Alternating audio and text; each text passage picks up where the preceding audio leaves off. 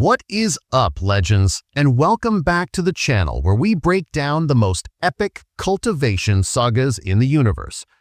Alright, Xiao Yan has officially taken his first steps onto the vast new Do-D continent. New world, new rules, and new astronomical power levels to achieve. We see Xiao Yan materializes in the sky. He confirms it instantly. The Emperor's origin chi and the spiritual energy here are several times richer and more potent than anything on the Do-Ki continent. He's ready to explore, but his new guide, the Golden Dragon King, responds from the Emperor Flame Ring and directs Xiao Yan toward the northernmost of the four major landmasses, the Zhuanlang continent. Jinlong explains it's the weakest of the four continents, making it a good starting point. But more importantly, he has some old personal business to attend to, and he knows of a holy flame hidden somewhere in the region. The words holy flame are like a shot of adrenaline straight to Xiao Yan's soul. But before he can go, Jinlong gives him the first crucial rule of this new world: keep a low profile. Unlike the wild frontier of the lower plains, the airspace here is controlled. Flying around without permission is a good way to get into a fight with the local authorities. Even gods have to follow traffic laws. So Xiao Yan obediently descends to the ground, ready to start his journey on foot. And the moment his feet touch the grass, he hears shouting. Not even 5 minutes in, and Xiao Yan walks in where a gang of rough-looking thugs has cornered a beautiful young woman. She's clearly outmatched.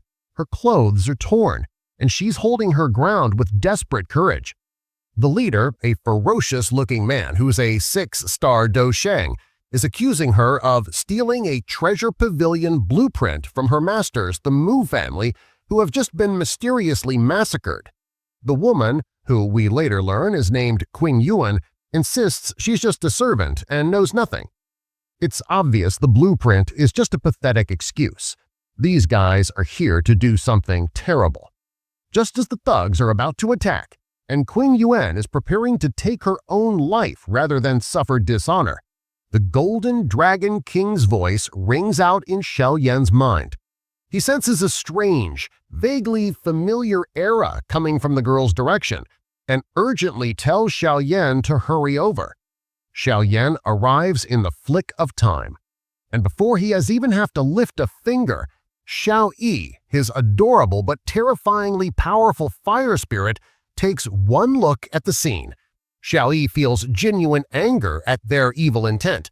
A wave of milky white flame erupts, and all the weaker thugs are instantly knocked out. The Tuoshe leader is stunned, but before he can even mount a proper attack, Xiao Yan moves. And what happens next is a perfect demonstration of the new power scale. The fight is over in a blink.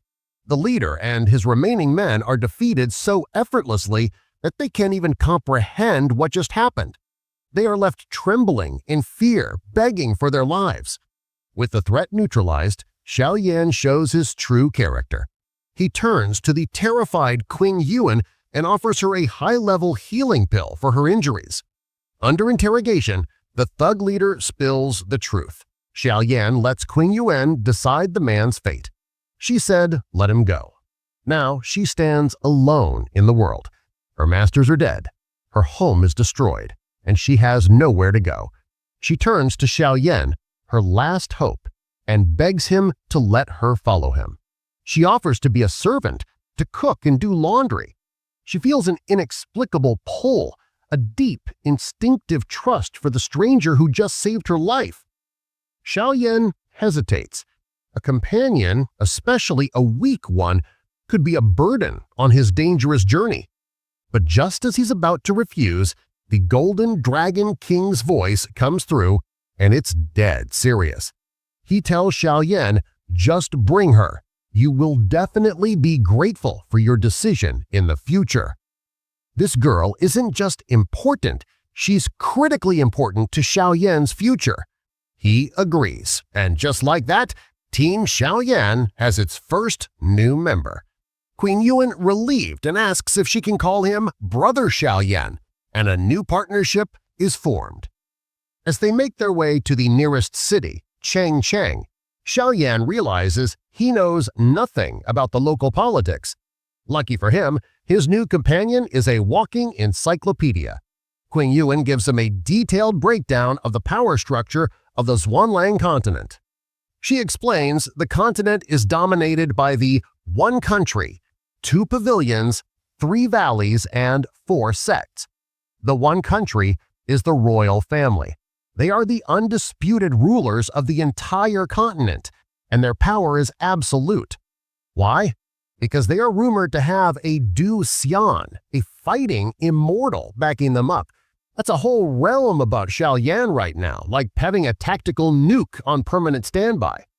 The 2 pavilions, this is the ultimate boys versus girls club. The Fenxiang Pavilion only accepts male fire attribute cultivators.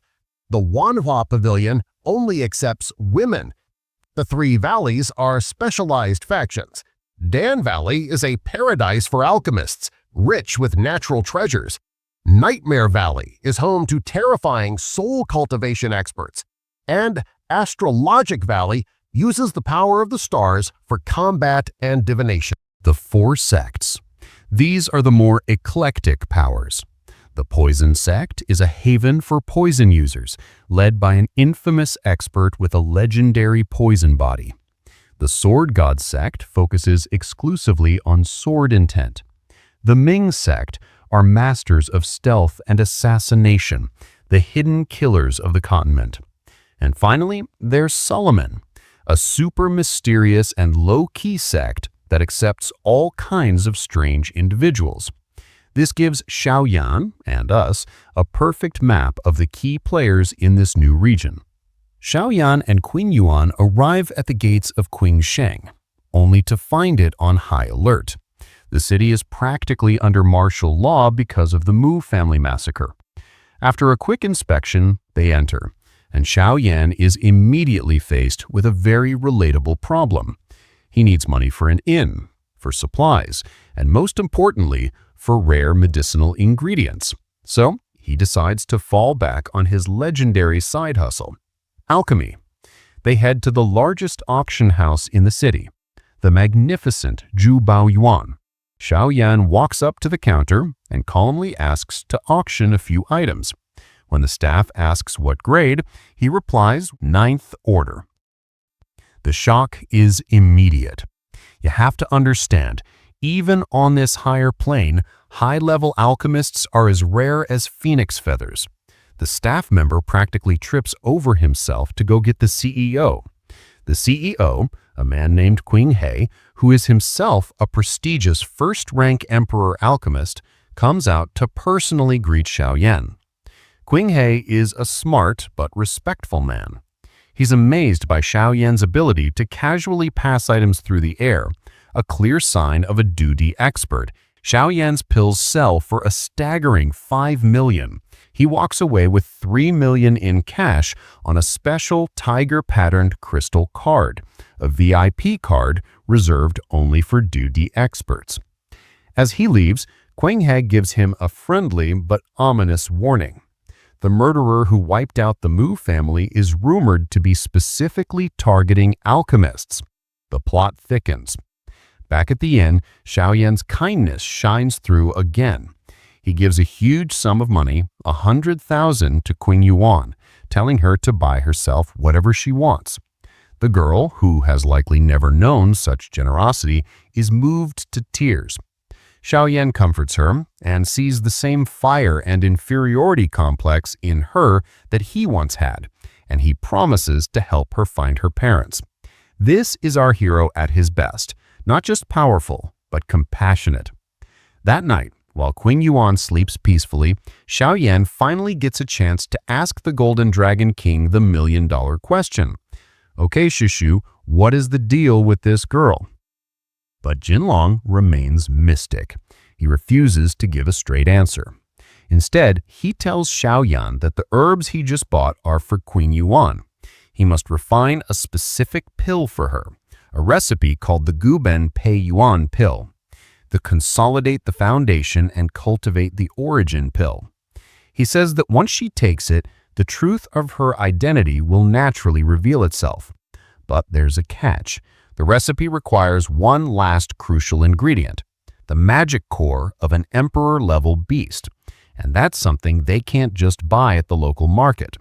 So, how do you get your hands on a rare, high-level ingredient in a new city? The Golden Dragon King suggests the most direct approach. Flex your status. He tells Xiao Yan to go to the local Alchemist Association. An official, high-level alchemist certification is a passport to resources and respect anywhere in the world. They arrive at the association, and the entrance itself is a test.